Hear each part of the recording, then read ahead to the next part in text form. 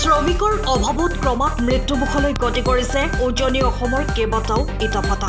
ইটা ভাটাৰ শ্ৰমিকসকলক সুৰক্ষিত কৰি ৰাখিবলৈ চৰকাৰৰ পৰা সহায় বিচাৰি তিনিচুকীয়া আৰু ডিব্ৰুগড় জিলা ইটা ভাটা মালিক সন্থাৰ যৌথ উদ্যোগত তিনিচুকীয়া প্ৰেছ ক্লাবত এখনি সংবাদমেল অনুষ্ঠিত কৰা হয়। যিহেতু আজি কিছুদিনৰ পৰা ৰাজ্যখনৰ নামনি আৰু উজনি অসমক লৈ যি সাম্প্ৰতিক পৰিস্থিতিৰ সৃষ্টি হৈছিল, তাৰ বাবে ইটা ভাটাত নিয়োজিত হৈ থকা নামনি অসমৰ শ্ৰমিকসকলৰ জীৱনৰ প্ৰতি অহা নিৰাপত্তাহীনতাৰ বাবে উদ্যোগত কাম কৰিবলৈ অনিচ্ছা প্ৰকাশ কৰিছে, যাৰ বাবে এতিয়া শ্ৰমিকৰ অভাৱত ইটা ভাটাসমূহ বন্ধ হৈ পৰিছে।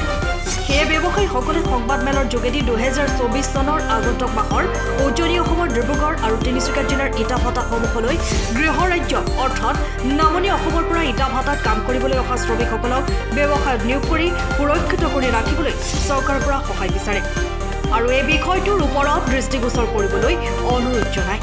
অসমৰ কয়লা, তেল, চাহ যেনেকৈ অসমৰ সম্পদ, ঠিক তেনেদৰে ইটা ভাটাসমূহ অসমৰ বাবেই সম্পদ।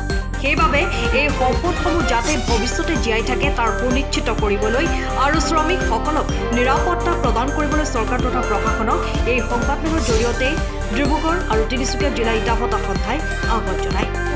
এনেকুৱা ধৰণৰ অঞ্চলৰ পৰাই উজনি অসমে বিশেষকৈ 90% শ্ৰমিক সৰবৰাহ কৰে। আৰু এই বছৰৰ যিটো পৰিস্থিতি হৈছে, সেই পৰিস্থিতিটো আমাৰ এতিয়া সেইখিনিসকলৰ কাৰণে ভয় ভাবুকি হৈছে। আমি থলুৱা হিচাপে আমাৰ বাগানৰ মানুহখিনি আছে শ্ৰমিকসকল, এতিয়া ছেপ্টেম্বৰ অক্টোবৰত তেওঁলোক বাগান বন্ধ হৈ যাব। সেই শ্ৰমিকসকলক আমি ইটা ভাটাতে নিয়োগ কৰোঁ। আৰু ইটা ভাটাৰ এটা ক্ষুদ্ৰ উদ্যোগ, এইটো কুটীৰ শিল্প বুলি ক'লে বেয়া পোৱা নহয়। কাৰণ কেলৈ আজি মানে সেই হৰপ্পা মহেঞ্জোদাৰো দিনৰে পৰাই আজি এতিয়া ধৰক ভাৰতবৰ্ষত আপোনাৰ ইটা প্ৰচলন আছে। আজিও তেওঁলোকে প্লক কিবা কিবি বনাই থৈ গৈছে। আৰু এইবিলাকতো আগতে সূক্ষ্ম আছিলে। চৰকাৰৰ আওতালৈ অহাৰ লগে লগে চৰকাৰৰ বিভাগবিলাক যেতিয়া ইয়াৰ লগত সামঞ্জস্য আহিলে, তেতিয়াই বিভিন্ন সমস্যাৰো উদ্ভৱ হৈছে। শ্ৰমিকসকলৰে হওক বা অন্যান্যখিনিতেই হওক আৰু মাটি বাৰীৰ ক্ষেত্ৰতেই হওক বিভিন্ন ধৰণৰ। আজি এতিয়া চাহ বাগানবিলাকে কি হৈছে, গভৰ্ণমেণ্টৰ মাটি লিজত লৈ গৈ ডাঙৰ উদ্যোগ চলি আছে। কিন্তু আমাৰ ইটা ভাটাবিলাক কি হৈছে, পাৰ্চনেল মাটি, ব্যক্তিগত মাটি। মোৰ নিজৰ নহ'লেও কাৰোবাৰ পৰা আমি লিজত লৈ পেলাইহে কৰিছোঁ। তাততো আমাৰ কোনো চৰকাৰে নাই। আৰু ইণ্ডাষ্ট্ৰি উদ্যোগৰ নীতি আধাৰত বিভিন্ন ধৰণৰ উদ্যোগবিলাক আছে অসমত, সেইবিলাকক কি কৰিছে, চৰকাৰে ঋণ দিয়াৰ ব্যৱস্থা আছে। কিন্তু আমাৰ ইটা ভাটাবিলাকত কি হৈছে, আমি ব্যক্তিগত ঋণ লৈ পেলাই, ছাবচিডি বোলা বস্তুটো নাই। আমাৰ ব্যক্তিগত ঋণ লৈহে আমি এইটো ইটা ভাটা কৰোঁ। আৰু এটা ইটা ভাটাৰ মালিকে অন্ততঃ কৰোৰ টকালৈকে ঋণত আছে। 70% হ'ব আমাৰ ইটা ভাটাৰ ঋণত চলি আছে। আমাৰ কোনোবা ব্যক্তিগত হয় দুজন এজনহে আছে, বাকীবোৰ চব ঋণতে আছে। আৰু ইটা ভাটা বুলি ক'লে ঋণ নিদিয়ে। সেইটো ইমান ডাঙৰ এটা উদ্যোগ, ইটা উদ্যোগ বুলি কয় ইটা ভাটাৰ কাৰণে আপুনি বেংকৰ ঋণ বিচাৰিলে নিদিয়ে। আপুনি পাৰ্চনেল কিবা মৰ্টগেজ দি কিবা দি অন্যান্যভাৱেহে ঋণ ল'ব পাৰে। ইঞ্চুৰেঞ্চ নিদিয়ে, নকৰে। আৰু ইটা ভাটাৰ ইঞ্চুৰেঞ্চ নাই। কাৰণ কেলৈ এইটো প্ৰকৃতিৰ ওপৰত নিৰ্ভৰশীল। আজি যদি আমাৰ ইয়াতে ধৰক আমি যদি বৰষুণ দিছে 30 মিলিমিটাৰ উষ্ণতাত এটা বৰষুণ পৰিলে আমাৰ ইটাবিলাক আমি ইটা বুলি ক'ব নোৱাৰোঁ, এইটো মাত সি বোকাত পৰিণত হৈ যায়। আৰু সেইটো আমি আকৌ চ'ৰ্চত গোটাবলৈ যাওঁতে মেলোঁতে আমাৰ সময়টো নাথাকে। উজনি অসমৰ ইটা ভাটাবিলাক সাধাৰণতে খুব বেছি আমি হাৰ্ডলি 3 মাহে পাওঁ। আৰু একচুৱেলি আমাৰ ইটা ভাটাটো অসমৰ মাটিৰ কাৰণে ইটা ভাটা নহয়, কাৰণ চাহৰ খেতিৰ কাৰণে।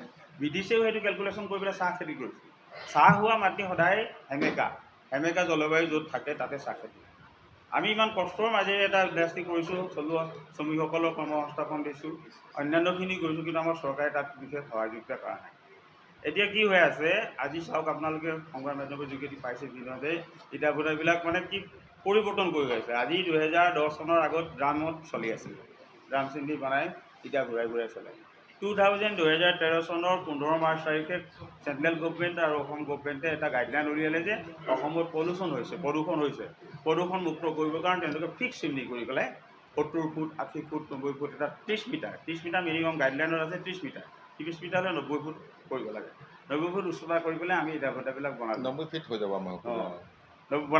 বনাই মেলি পেলাই অল্টিমষ্ট দেখকচোন 2013 চনৰ মাৰ্চ মাহৰ পিছৰ পৰা 2022 চনতে গাইডলাইন ওলালে কেন্দ্ৰীয় চৰকাৰৰ। কিন্তু অসমে আমাক আকৌ 23 চনতহে কৈছে যে আপোনালোকে এতিয়া জিগজাগ বা হাইড্ৰাফ কৰিব লাগে, মানে আৰু কনভাৰ্ট কৰিব লাগিব এয়াৰটো। তাৰমানে এইভাগেই আমাৰ কি বছৰি চেঞ্জ কৰি থাকিম নেকি? এটা কনভাৰ্ট কৰিবৰ কাৰণে আমাৰতো বহুত লাখ টকা, কোটি টকাৰ প্ৰয়োজন আছে। 2 নম্বৰ কথা হৈছিল, আমাৰ অসমৰ মাটি জলবায়ু যিটো হেৰেঙা, আৰ্থকুইক হয়, ভূমিকম্প হয়। আমি যদি কেঁচা মাটি উঠাই পেলাই 100 ফুট উচ্চতা বা ইয়ে 140 ফুট মান ওখ কৰিবলৈ কৈছে আমাক। আৰু আমি কি হয় আমাৰ কেঁচা ইটাবিলাক আমি ৰ'দত শুকালে মানে পথৰ ৰাদৰ তাপত দেখোঁ আমাক খুব বেছিহে 70% শুকায়, 30% নুশুকায়। আৰু সেইটো যদি আমি 30 লিটাৰ 20 লিটাৰ উচ্চতা জাপিবলৈ যাওঁ, সিটো ঘামিব, ঘামাৰ লগে লগে তাৰ স্পট হৈ যাব, কোমল হৈ যাব, কোমল হোৱাৰ লগে লগে আমাৰ ওপৰ বস্তু। তাৰমানে আমি ইটা যদি প্লেনটোত 10 লাখ ইটা প্ৰডাকশ্যন কৰিবলৈ আমি লাটমত গৈ পেলাই 2 লাখ ইয়ালৈকে এতিয়া আমাৰ প্ৰডাকশ্যন। আৰু সেইকাৰণে আমি কেন্দ্ৰীয় চৰকাৰক বাৰে বাৰে অৱগত কৰি আছোঁ যে অসমৰ ঠাই বিশেষে অলপ পৰিৱৰ্তন কৰাৰ ব্যৱস্থা কৰিব লাগে, নহ'লে আমাৰ এইটো সমস্যাটো সমস্যাই আৰু আমি জিগজাগ বা হাইড্ৰাম নকৰিলে 2025 চনৰ পিছত আমি এটা ব্যৱস্থা কৰিব। আমাৰ এই সমস্যাই কৰিবলৈ লোৱাৰ মূল উদ্দেশ্য হৈছে এই বছৰৰ আগন্তুক মাহৰ পৰা আৰম্ভ কৰিব লগা আমাৰ উজনিৰ ডিব্ৰুগড় জিলা আৰু তিনিচুকীয়া জিলাৰ ইটাভাটাসমূহলৈ আমাৰ গৃহ ৰাজ্য অৰ্থাৎ নামনি অসমৰ পৰা অহা ইটাভাটাত কাম কৰা শ্ৰমিকসকলক আমাৰ ব্যৱসায়ত নিয়োগ কৰি সুৰক্ষিত কৰি ৰাখিবলৈ আমাৰ চৰকাৰৰ পৰা সহায় বিচাৰি আপোনালোকৰ সংবাদ মাধ্যমৰ যোগেদি বিষয়টো সন্দৰ্ভত দৃষ্টিগোচৰ কৰিব বিচাৰিছোঁ। যিহেতু আজি কিছুদিনৰ পৰা আমাৰ ৰাজ্যৰ নামনি আৰু উজনিত যি সাম্প্ৰতিক পৰিস্থিতিৰ বাতাবৰণ সৃষ্টি হৈছে, ইয়াৰ কাৰণে আমাৰ ইটাভাটাত নিয়োজিত হৈ থকা নামনি অসমৰ শ্ৰমিকসকলৰ জীৱনৰ প্ৰতি অহা নিৰাপত্তাহীনতাত ভুগি আমাৰ উদ্যোগত কাম কৰিবলৈ অনিচ্ছা প্ৰকাশ কৰিছে, যাৰ বাবে আমাৰ প্ৰায় সকলো ইটাভাটা বন্ধ হৈ পৰাৰ লক্ষ্যত উপনীত হৈছে। আমি আপোনালোকৰ মাধ্যমৰ যোগেদি চৰকাৰক অৱগত কৰিব বিচাৰোঁ যে আমাৰ যিবোৰ ইটাভাটাসমূহ আছে চৰকাৰৰ সকলো ৰীতি নীতি মানি আমি চলি আহিছোঁ। যিহেতুকে আমাৰ দিবলগীয়া কৰ, GST, মাটি খাজনা, ফৰেষ্টৰ ৰয়েলিটি, পলিউশ্যন কণ্ট্ৰল বৰ্ডৰ কৰ আদি চৰকাৰক পৰিশোধ কৰিহে আমাৰ ব্যৱসায়টো আৰম্ভ কৰোঁ। অসমৰ যেনেকৈ কয়লা, তেল, চাহ যেনেকৈ অসমৰ সম্পদ, ঠিক তেনেদৰে আমাৰ ইটাভাটা উদ্যোগবিলাকো অসমৰ সম্পদকৈ কম নহয়। আমাৰ ইটাভাটাসমূহলৈ কাম কৰিবলৈ অহা শ্ৰমিকসকলক আগধন হিচাপে 3-4 মাহৰ আগতেই ইটাভাটা মালিকসকলে প্ৰত্যেকজন শ্ৰমিকক বহুত টকা আগধন হিচাপে পৰিশোধ কৰিবলগা হয় আৰু দিয়াটো বাধ্যতামূলক। ইটাভাটাসমূহলৈ অহা শ্ৰমিকসকলক 3-4 মাহ কাম কৰাই আকৌ আমি নিজ নিজ গৃহ জিলালৈ পঠাই দিয়াটো আমাৰ বাধ্যতামূলক। প্ৰত্যেক ইটাভাটাৰ উদ্যোগত প্ৰায় 300-400 মানে স্থানীয় শ্ৰমিকসকলে প্ৰত্যক্ষ আৰু পৰোক্ষভাৱে ইটাভাটাত জড়িত হৈ নিজ নিজ পৰিয়ালক পোহপাল দি আহিছে। এই উদ্যোগটোৰ সৈতে বহুতো খিলঞ্জীয়া শিক্ষিত নিবনুৱা যুৱক নিয়োজিত হৈ আছে। এই উদ্যোগটোত বিভিন্ন প্ৰয়োজনীয় সামগ্ৰী কয়লা, মাটি, পলস, বালি, খৰি ইত্যাদি সামগ্ৰীসমূহ নিবনুৱা খিলঞ্জীয়া যুৱকসকলে চৰকাৰক দিবলগীয়া কৰ আৰু GST বহন কৰি আমাৰ উদ্যোগত যোগান ধৰি স্বাৱলম্বী হৈ নিজ নিজ পৰিয়াল পোহপাল দি আহিছে।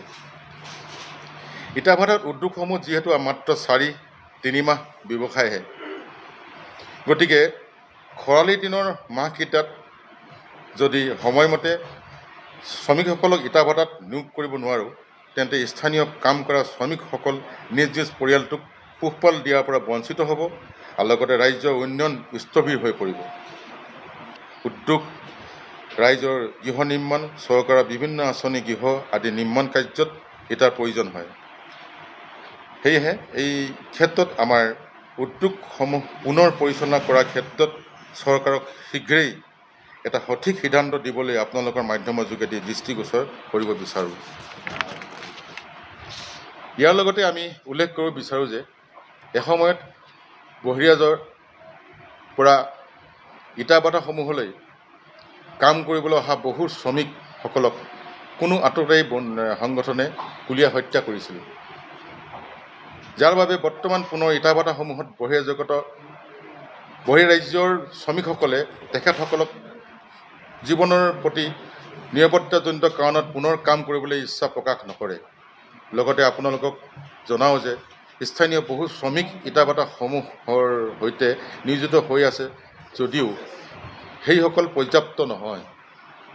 লগতে স্থানীয় শ্ৰমিকসকলৰ ইটা নিৰ্মাণৰ ক্ষেত্ৰত কাৰিকৰী জ্ঞানৰ অভাৱ হোৱাৰ বাবে ইটাভাটাত নিয়োগ কৰাৰ ক্ষেত্ৰত বাধাৰ সন্মুখীন হৈ আমাৰ ইটাভাটাসমূহ প্ৰায় বন্ধ হৈয়ে পৰাৰ লক্ষ্যত উপনীত হয়। গতিকে আমি ওপৰত উল্লেখ কৰা বিষয়সমূহৰ সমাধানৰ ক্ষেত্ৰত চৰকাৰক শীঘ্ৰে ব্যৱস্থা লৈ আমাৰ উদ্যোগটো জীয়াই তুলিবলৈ আপোনালোকৰ মাধ্যমৰ যোগেদি দৃষ্টিগোচৰ কৰিলোঁ। ধন্যবাদ।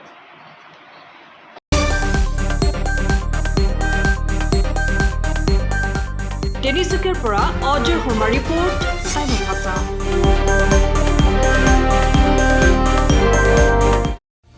সময়ৰ খবৰ সময়ত পাবলৈ ফ'ল' কৰক টাইমৰ ভাষা।